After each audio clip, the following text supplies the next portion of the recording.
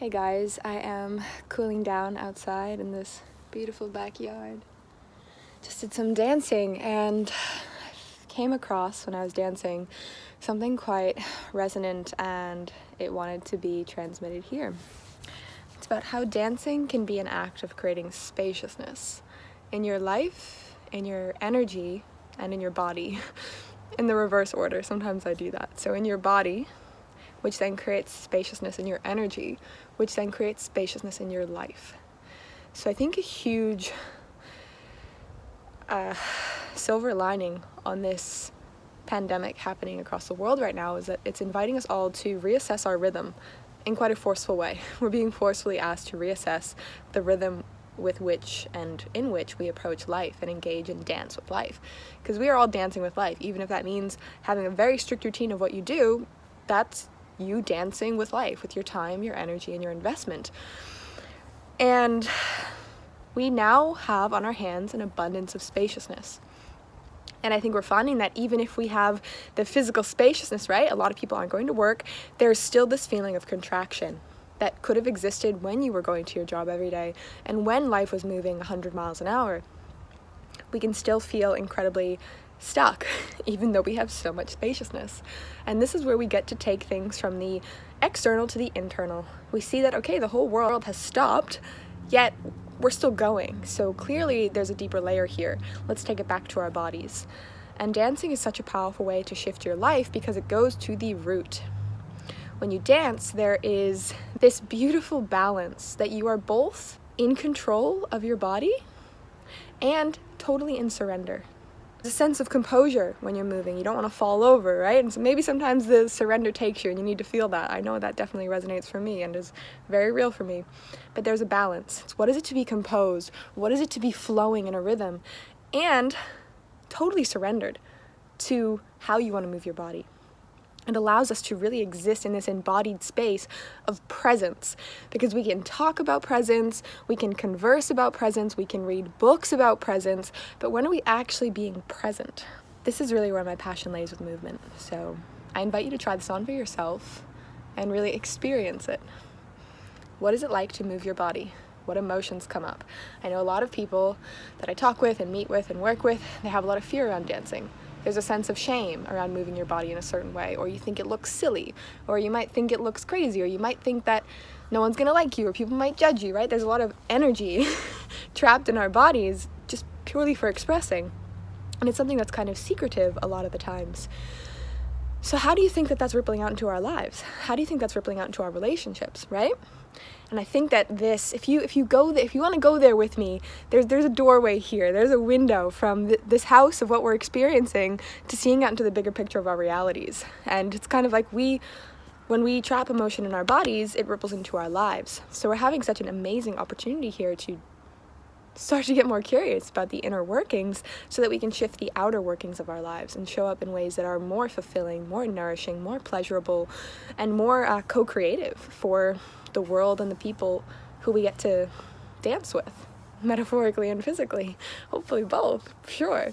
So yeah, when we start moving the body, we can notice what judgments come up, right? What energies come up, what emotions come up.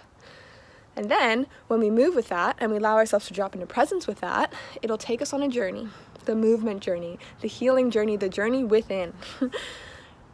Now from that space, we start to shift our energy. You may notice that you went into the dancing feeling shameful, but then you start feeling angry, or then you start feeling really proud, all right? You go through this process where your energy starts to shift in accordance with you fully accepting, being with, and going into your physical body, okay?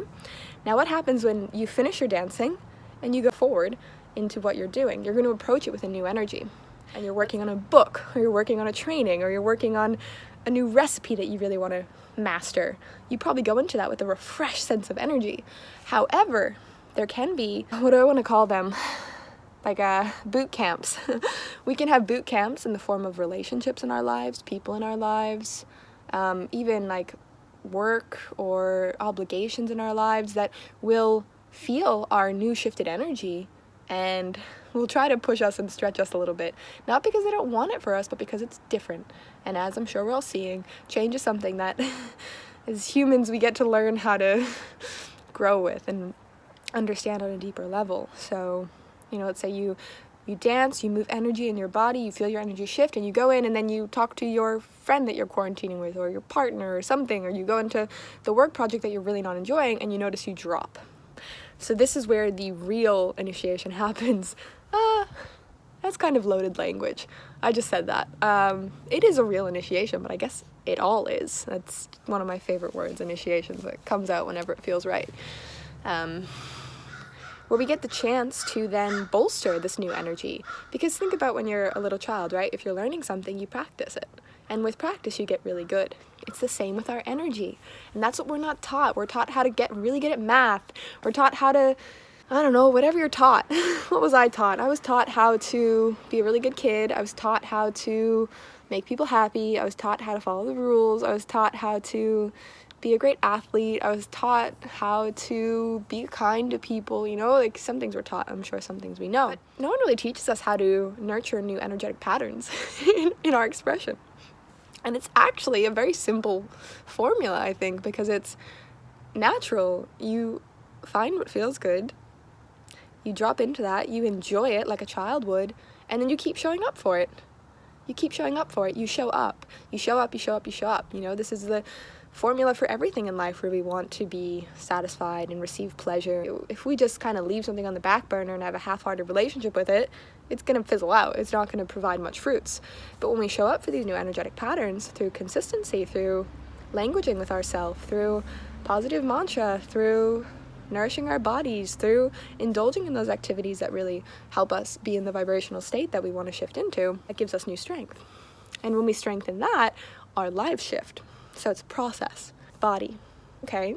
Then that communicates a new energy. Okay. Now that's either going to really expand my life, or it's going to give me some boot camps where I get to strengthen myself and show up and build my talent and build my skill and harvest this gift that I'm wanting to birth through me into my life, which will ultimately benefit others. So this is just flowing, guys. It was just coming through and I wanted to share it. So I'd love to hear your thoughts on this.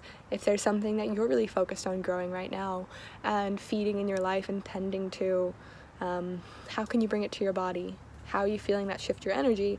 And then are you noticing that there's some boot camps you're coming up against, or easy pockets of expansion? Just because you're in a boot camp does not mean it's wrong. Been through that before as well. I thought, wow, because this is hard, maybe it's not right, but it's actually not the case. It's an opportunity to either find your voice and power, and sometimes it's an opportunity to surrender and soften. Now, if this is something you're really curious about, you can definitely reach out to me and I can answer more of your questions around this.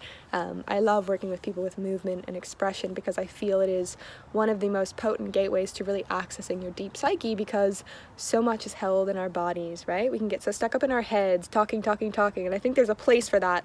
But in the body keeps the score. The body has all of this wisdom just waiting to be told. And when we learn the language of the body, we will know our deepest secrets. We will know our deepest truth. We will know our deepest fears, our deepest purpose. It's all woven, I believe, and I've experienced within the connection we have to these physical vessels and all of the alchemical magic that lays within them. That's a whole different topic, but I'm going to leave this here with you guys for now. I hope that you are all happy, safe, well, being gentle on yourselves, and yeah, sending lots of love. I'll see you on the next video.